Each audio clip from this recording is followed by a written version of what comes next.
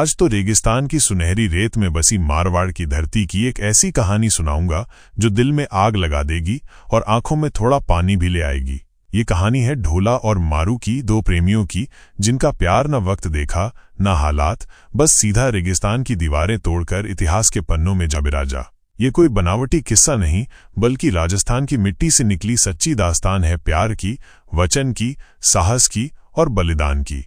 तो कान खोल के सुनो और इस कहानी को पूरा देखो, क्योंकि ये ढोला मारू का प्यार ऐसा है कि सुनोगे तो भूल नहीं पाओगे। चलो शुरू करते हैं। और हाँ, चैनल को सब्सक्राइब करना मत भूलना। अरे मारवाड़ी ठाठ से सुनाऊंगा, तैयार हो जाओ। तो भाइयों, बात शुरू होती है 11वीं सदी के बीकानेर से, जो उस वक्त जांगल प्रदेश कहलाता था। रेत का समंदर, ऊंटों की चाल और जंगल का फैलाव, बस ऐसा था वो इलाका। यहाँ हर तीसरे साल काल पड़ता और हर 8वें साल ऐसा भयंकर अकाल कि लोग उसे पूर्ण अकाल कहते। एक बार फिर ऐसा ही सूखा पड़ गया। पुंगल ठिकाने का राजा पिंगल अपनी 1.5 साल की नन्ही सी लाडली मरवण, जिसे सब मारू कहकर पुकारते थे, को लेकर परेशान हो गया। अकाल से बचने का एक ही रास्ता था, अपने पशु, परिवार और ढोर डंगर लेकर हरे भरे इलाके की ओर बढ़ना। बस फिर क्या, राजा पिंगल ने ऊंटों पर सामान लादा, अपनी रानी और मारू को साथ लिया और चल पड़ा मालवा के नरवरगढ़, जहां उसका जिगरी दोस्त राजा नल राज करता था। कई दिन रेगिस्तान की धूप में सफर करने के बाद वो नरवर पहुंचा। राजा नल ने अपने दोस्त का ऐसा स्वागत किया कि मानो पूरा रेगिस्तान फूलों से भर गया हो। ढोल नगाड़े बजे, खाने पीने का दौर चला और पिंगल अपने परिवार समेत वहीं ठहर गया। अब नरवर में दिन मजे मजे में गुजरने लगे। एक दिन दोनों दोस्त पिंगल और नल बैठे गप्पे मार रहे थे कि तभी पिंगल का एक दूत आया और बोला, महाराज, जांगल प्रदेश में मेघ बरस गए, अकाल खत्म हो गया, अब लौट चलो। ये सुनते ही नल का चेहरा लटक गया। अरे भाई, दोस्त को दूर कैसे जाने दे। तभी उसकी नजर पड़ी अपने 3 साल के बेटे शाल कुमार, जिसे सब ढोला कहते थे, और पिंगल की नन्ही मारू पर, जो पास में खेल रहे थे। बस नल के दिमाग में बिजली कौंधी। उसने पिंगल से बोला, यार क्यों न अपनी दोस्ती को रिश्तेदारी में बदल दे, ढोला और मारू की शादी करवा दो। पिंगल को भी ये बात जच गई। फिर क्या, ढोला 3 साल का, मारू 1.5 साल की बालपन में ही दोनों की शादी का ढोल बज गया। भाइयों, ऐसा धूमधाम का ब्याह हुआ कि कई दिन तक खाने पीने का दौर चला। पूरा इलाका ढोला मारू की शादी का गवाह बन गया। मगर उम्र छोटी थी तो मारू को ससुराल नहीं भेजा। राजस्थान की रीत थी मुखलावा, जब लड़का जवान हो तो लड़की को ले जाए। बस पिंगल अपनी मारू को लेकर पुंगल लौट आया। समय रेत की तरह फिसलता गया। मारू जवान हुई, इतनी खूबसूरत कि लोग उसे देखते ही रह जाते। उसे पता था कि उसका ब्याह ढोला से हुआ है।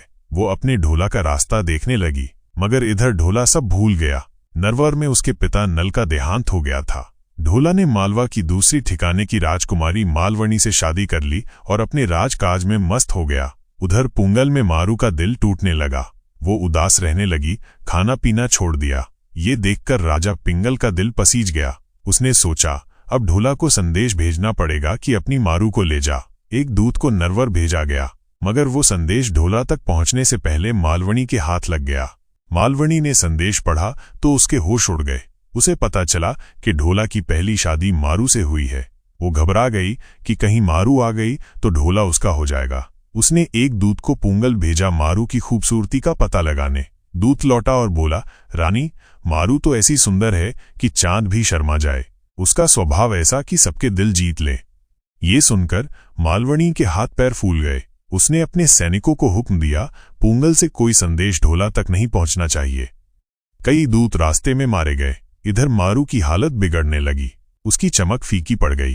पिंगल ने हार न मानी। उसने एक चतुर ढोली को बुलाया, सारी बात बताई। मारू ने अपने हाथ से दोहे लिखे और ढोली को सौंपे। ढोली को भिखारी का भेज दिया गया और नरवर भेज दिया। मालवणी के सैनिक उसे भिखारी समझ छोड़ गए।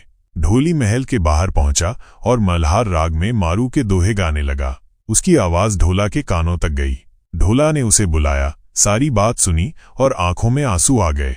उसे याद आया, हाँ, मारू मेरी पत्नी है। ढोला ने तुरंत पुंगल संदेश भेजा, मैं अपनी मारू को लेने आ रहा हूँ। ये खबर सुनते ही मारू खुशी से नाच उठी। मगर मालवणी कहाँ मानने वाली थी।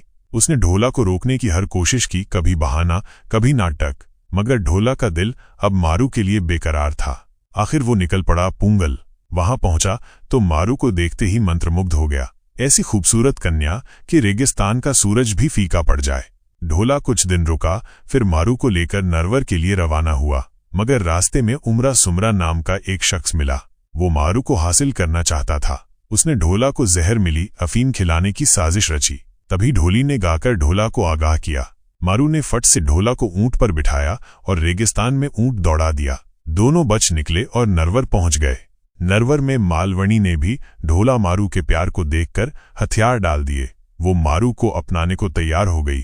ढोला अपनी दोनों रानियों के साथ सुखी जीवन जीने लगा। भाइयों, ये थी ढोला मारू की वो सच्ची कहानी जिसके गीत आज भी मारवाड़ की शादियों में गूंजते हैं। जहां भी कोई प्यारा जोड़ा दिखे, लोग कहते हैं, अरे ये तो ढोला मारू हैं। तो दोस्तों, कैसी लगी आपको ये कहानी? कमेंट में अपने गांव शहर का नाम लिखो, अपनी राय दो, वीडियो को लाइक करो और चैनल को सब्सक्राइब कर लो। फिर मिलेंगे एक नई मारवाड़ी कहानी के साथ।